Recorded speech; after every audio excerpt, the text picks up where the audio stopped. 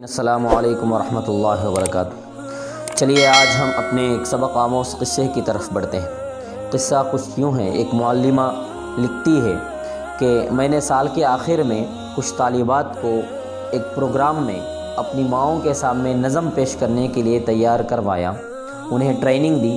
مختلف ریہرسلوں کے بعد آخرکار وہ دن آ گیا جس دن ان طالبات کو اسٹیج پر پروگرام کرنا تھا اور نظم پڑھ کر سنانی تھی۔ جیسے ہی طالبات نظم پڑھنا شروع کرے، ان میں سے ایک طالبہ اپنی انگلیوں سے عجیب حرکتیں کرنے لگی اور اپنے چہرے کو کسی کارٹون کے کریئٹر کی طرح بنانے لگی۔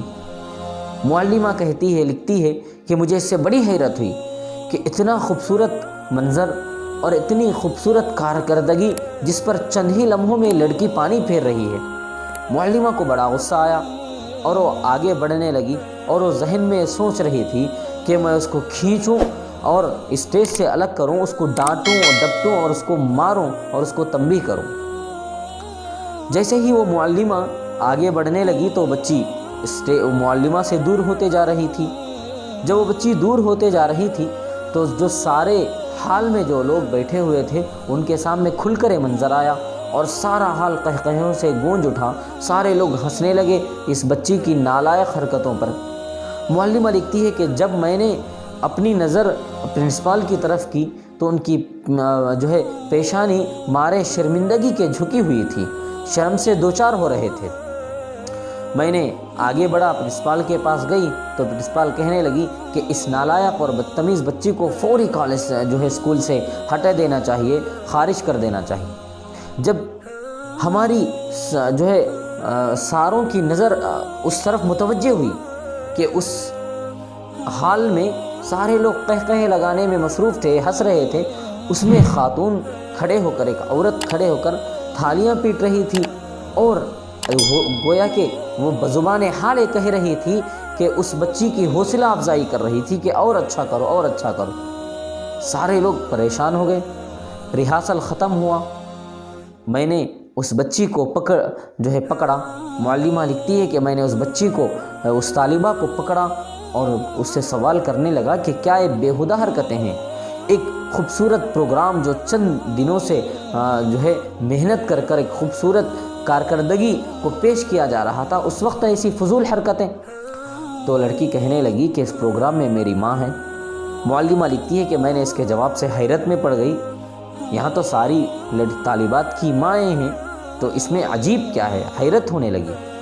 تو آگے وہ لڑکی کہنے لگی کہ میری ماں نہ بول سکتی ہے نہ سن سکتی ہے، میں نے گونگوں کی زبان سیکھ رکھی ہوں، میں اس نظم کو گونگوں کی زبان میں میری ماں کو سمجھا رہی تھی۔ ناظرین، معلمہ لکھتی ہے کہ لڑکی کی ان باتوں سے اس پسینے چھوٹ گئے اور معلمہ رونے لگی۔ لڑکی یہ کہہ کر اپنی ماں کے پاس گئی اور اس کے گلے لگ کر زار و قطار رونے لگی۔ جب یہ معاملہ سارے لوگوں کو معلوم ہوا تو سارا حال سسکیوں سے گونج رہا تھا، اور جب وہ بچی جانے لگی، وہ طالبہ جانے لگی، فخر سے اپنا سر اٹھا کر، سینہ تان کر اور خوشی سے اپنی ماں کو لے کر وہاں سے جا رہی تھی۔ اور اس میں ایک عجیب بات یہ ہوئی کہ جو پرنسپل اس لڑکی کو نکالنے والی تھی، اس نے اس لڑکی کو بلایا اور اس کو بہت سارے انعامات سے نوازے، بہت سارا اعزاز اس لڑکی کو دیا اور مثالی طالبہ کا خطاب اس لڑکی کو دے کر وہاں سے روانہ کر دیا گیا۔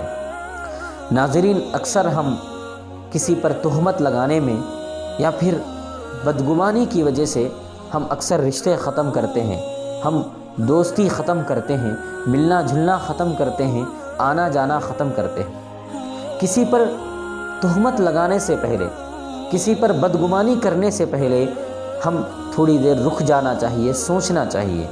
ہم ہر جگہ پر بدگمانی کرنے یا تہمت لگانے میں جلدی نہ کریں۔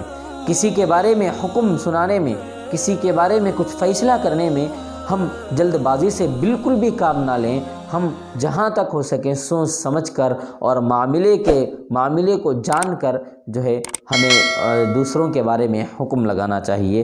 اللہ سے دعا ہے کہ اللہ ہمیں سوچ سمجھ کر فیصلے کرنے کی توفیق نصیب فرمائے، اور اس قصے سے ہم تمام کو ایک اچھا سبق جو ہے حاصل کرنے کی اور سبق لینے کی توفیق نصیب فرمائے۔ السلام علیکم ورحمۃ اللہ۔